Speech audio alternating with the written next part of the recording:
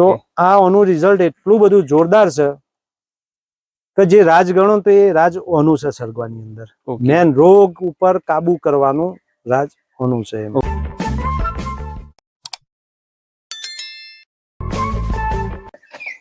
નમસ્કાર ખેડૂત મિત્રો, આજે આપણે કામરાજભાઈ ચૌધરી કે જે લુખાસણ ગામના વતની છે તેમના ફાર્મ પર આપણે આવ્યા છે કે જે સરગવાની ખેતીમાં લાખો ખેડૂતોને સરગવાની ખેતી તરફ વાળ્યા છે અને લાખો ખેડૂતો તેમના ફાર્મની મુલાકાત લઈ રહ્યા છે.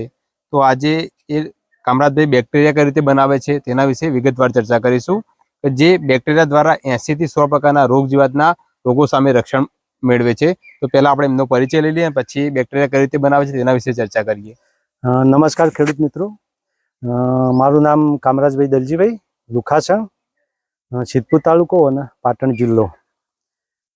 આપણે આ બેક્ટેરિયા છે એ લગભગ 80 થી 100 પ્રકારના બેક્ટેરિયા છે અને આની અંદર અમે એક મધર કલ્ચર બનાવીએ છીએ. ઓના કેપ્સ્યુલ બેક્ટેરિયા આવે છે. તો એ કેપ્સ્યુલ બેક્ટેરિયા 11 લીટર પાણી લેવાનું, 100 ગ્રામ ગોળ લેવાનો, એને ઉકાળીને 24 કલાક ઠંડુ રહેવા દે, એની અંદર નાખવાનું અને એ 7 દિવસમાં એ મધર કલ્ચર તૈયાર થઈ જાય. આની અંદર એક બેરલને 1.5 થી 2 લીટર મધર કલ્ચર નાખવાનું અને 2 કિલો ગોળ.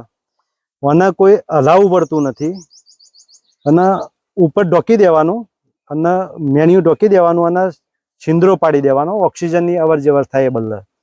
અને આ હલાયા વગર 5 દિવસમાં, ગરમીમાં 5 દિવસમાં, ઠંડીમાં 7 દિવસમાં આ તૈયાર થઈ જાય છે. એકર તમારા પાસે જેટલું બને ઓછામાં ઓછું 1 બેરલ તો ચડાવવાનું અને 2 બેરલ હોય તો ચડાવવાનું, કોઈ નુકસાન નહીં અને જોરદાર રિઝલ્ટ મળે છે. આનું રિઝલ્ટ સૌથી સારામાં સારું છે. તમે એનું આ જે બન્યું છે 4 જ દિવસ થયા, આજે 3 અને આ ચોથો દિવસ છે. તમે જોઈ શકો છો કે કેટલું એમ કે જાડું છે, એકદમ ઘટ થઈ ગયું, એકદમ ઘટ છે કે આવું ઘટ એમ કે કોઈ નહીં હોતું, આ એકદમ ઘટ છે. નજીકથી, હા, નજીકથી જો ખ્યાલ વધારે આવશે. હા, કા આ ઘટ કેટલું છે એમ કે આવું ઘટ બેક્ટેરિયા ના હોય અને એને હલાવવું પડતું નથી. અને ખેડૂતોને એના જાતે હલે છે બધું. અને ખેડૂતોને એક જ પ્રશ્ન છે કે કંટાળી જાય હલાવવામાંથી. 2 ટાઈમ હલાવવું ને એ બહુ મોટો પ્રશ્ન છે ખેડૂત બદલે, કારણ કે લેબર મળતો નથી. અને આ વસ્તુ છે. આના ઉપર છંટકાવ બી કરી શકો. તો ઉપર છંટકાવમાં અમે આની અંદર બીજો 2 કિલો ગોળ નાખીએ, 3-4 દિવસ રવા દઈએ છીએ. ઓકે. અને ઉપર છંટકાવ કરીએ તો ઈયળ છે, ફંગસ છે, તમામ પ્રકારના આમાં બેક્ટેરિયા છે. તો તમામ પ્રકારના રોગ ઉપર આ અસર જબરજસ્ત કરે છે. અને આની અંદર અમે શું છે, એક ભસ્મ રસાયણ બનાવીએ, એ બી આની અંદર નાખીએ તો એ માઇક્રોન્યુટ્રન્સની કમી દૂર કરે છે. ઓકે, સૂક્ષ્મ તત્વોની કમી દૂર કરે છે. તો આ આનું રિઝલ્ટ એટલું બધું જોરદાર છે કે જે રાજ ગણો તો એ રાજ ઓનું છે સરગવાની અંદર. મેન રોગ ઉપર કાબુ કરવાનું રાજ ઓનું છે. ઓકે, હવે એક વાત કરીએ, આપણે કોઈ ખેડૂત ના બનાવવું હોય તો એના કઈ રીતે બનાવી શકાય? એના કેપ્સ્યુલ બેક્ટેરિયા લાવવા પડશે. કેપ્સ્યુલ બેક્ટેરિયા લાવીને અને એના મધર કલ્ચર બનાવવું પડે. મધર કલ્ચર બનાવીને એની અંદર 1.5 લીટર નાખવું પડે, કારણ કે મેં પહેલા વાત કરી 11 લીટર પાણી લેવાનું, 100 ગ્રામ ગોળ લેવાનો, એને ઉકાળવાનું, ઠંડુ પડવા દેવાનું અને જે કેપ્સ્યુલ બેક્ટેરિયા રહે અંદર નાખી દેવાના. અને કેરબો હોય કે કોઈ ઢોકણું એને હવા બંધ કરી દેવાનું, સુતરાવ કાપડથી, ઉપર ઢોકણું નહીં રાખવાનું, હવાની અવર જવર રહેવી જોઈએ. બરાબર. અને પછી 7 દિવસમાં તૈયાર થઈ જાય તો એની અંદરથી 1.5 થી 2 લીટર નાખીને અને ગોળ નાખીને એના ચાલતું થઈ જોઈએ એમ કે. એટલે મધર કલ્ચર એને બનાવવું પડે અને એમાંથી જેટલું લે એ પાછું પાણી અંબોરવું જ પડે છે ગોળ નાખીને. એટલે એકવાર મધર કલ્ચર બનાવી દે પછી ચાલતું રહે, ફરીથી બનાવવાની જરૂર ના પડે. પછી મેળવણ તરીકે રાખવાનું, મેળવણ તરીકે 50% રાખવાનું. 10 લીટર બનાવી 5 લીટર પડ્યું રાખવાનું, 5 લીટરનો ઉપયોગ કરવાનો.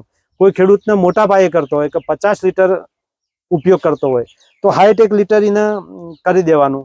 એની અંદર બેક્ટેરિયાની મધર કલ્ચર 60 લીટર કરે અને એમાંથી દાખલા તરીકે 25-30 લીટર વપરાણું તો ફેર 25-30 લીટર અંદર મેળવણ નાખી દે તો એ ચાલતું જ રહે. 100 લીટર બનાવવું તો એ રીતે 100 લીટર બનાવી શકાય. એને જેટલું બનાવવું એ મધર કલ્ચર બનાવી દે અને આની અંદર ચાલતું રાખવાનું.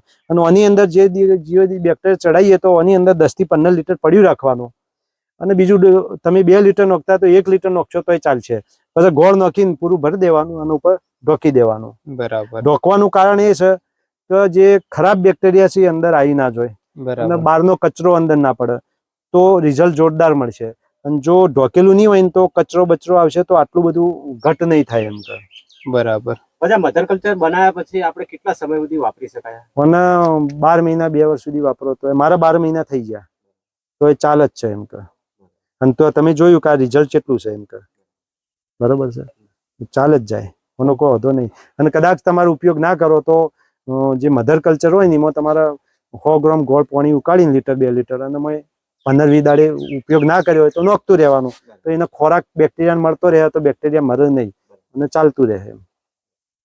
ઓકે ખેડૂત મિત્રો, તો આ રીતે આપણે કેમિકલ વાળી ખેતી ઓછી કરીને આ રીતે ઓર્ગેનિક તરફ એટલે પ્રાકૃતિક તરફ આવશું તો આપણું ખેતર પણ મજબૂત બનશે અને આવનારી પેઢી પણ સારી રીતે જીવન જીવી શકે છે. એટલે પ્રાકૃતિક ખેતી તરફ વળીએ.